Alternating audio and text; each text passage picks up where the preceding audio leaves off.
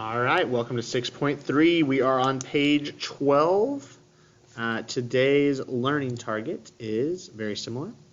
I can prove triangles are congruent using two more shortcuts that we're going to talk about.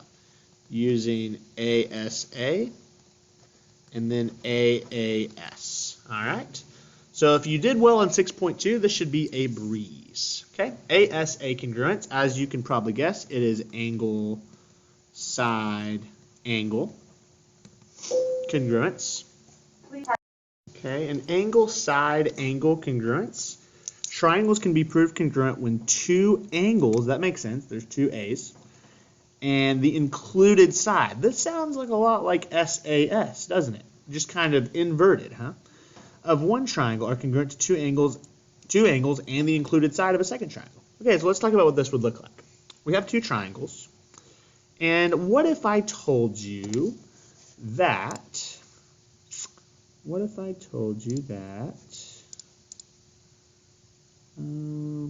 sorry, I'm looking for my filled in notes. There it is. What if I told you that this angle and this angle were congruent to each other? Okay, that's one angle. And then I also had another angle. Let's say this angle and this angle. Okay. If I told you that those two angles were congruent to each other, if I included my included side, this would be angle, side, angle. So let me show you what I mean. You see how these two angles lie upon AC? That's what I mean by the included side. If you kind of move your finger from this angle to the other angle, that's the side that has to be congruent to each other.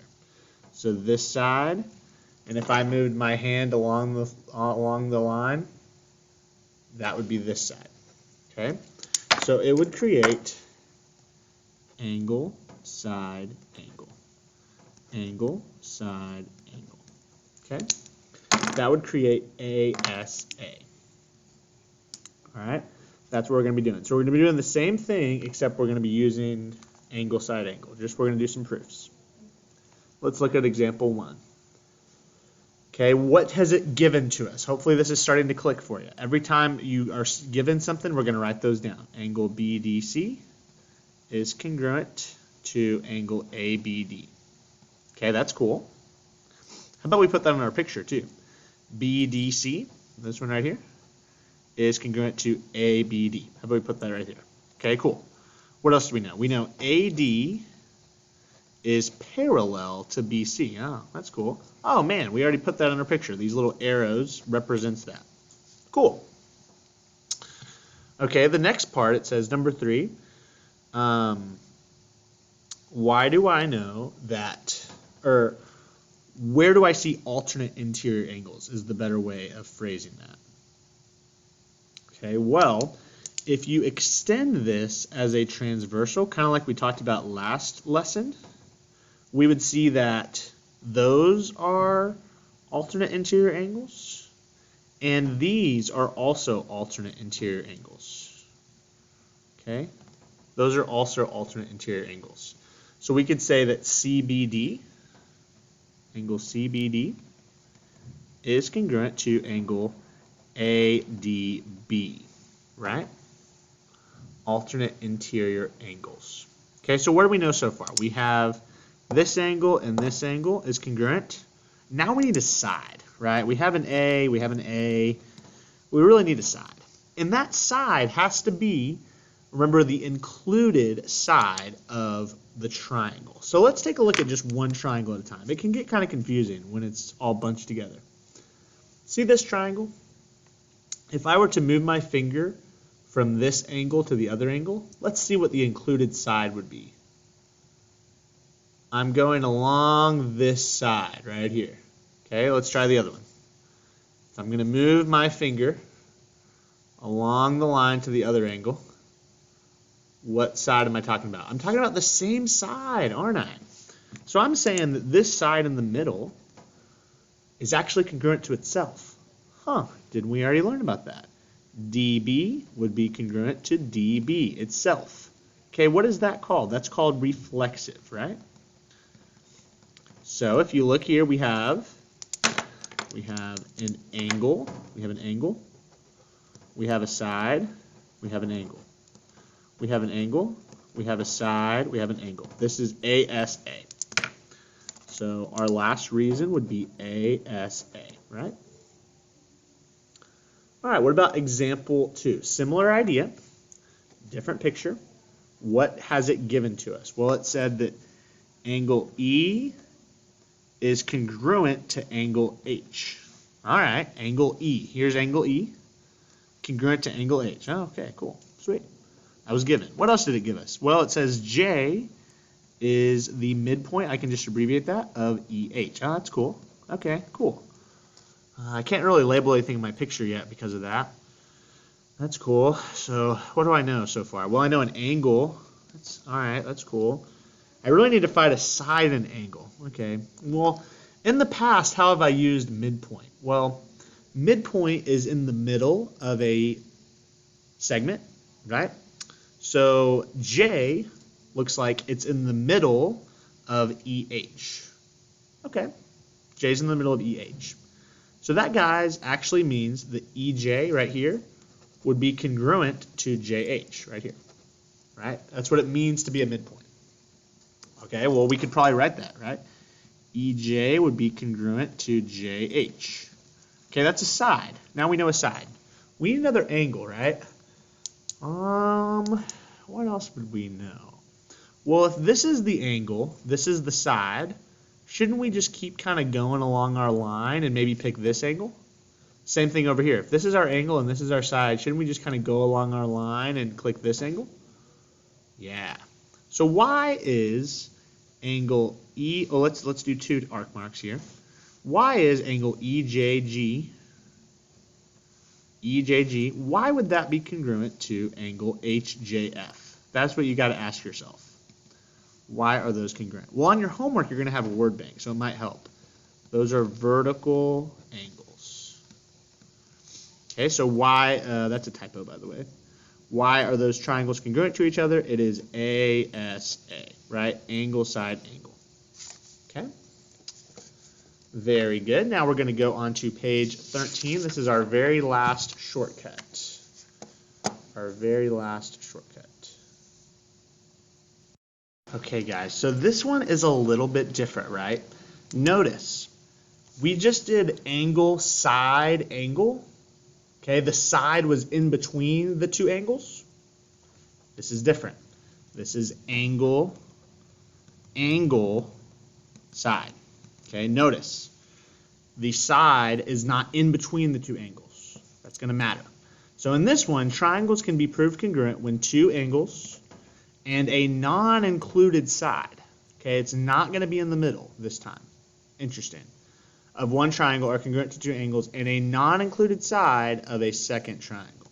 Okay, so let's take a look at what that would look like.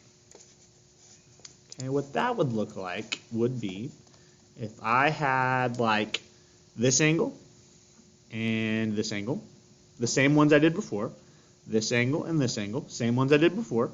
So far it's looking exactly like what I did before. Last time, remember how I followed my finger and I said, okay, AC and ED, those are going to be congruent. But now it's going to be the non-included side, so it's not going to be like that. We could say that, what about like this one and this one? See how those are not the sides that create those angles? Okay, this would be AAS, right? It'd be like AAS or AAS, right? A little bit different.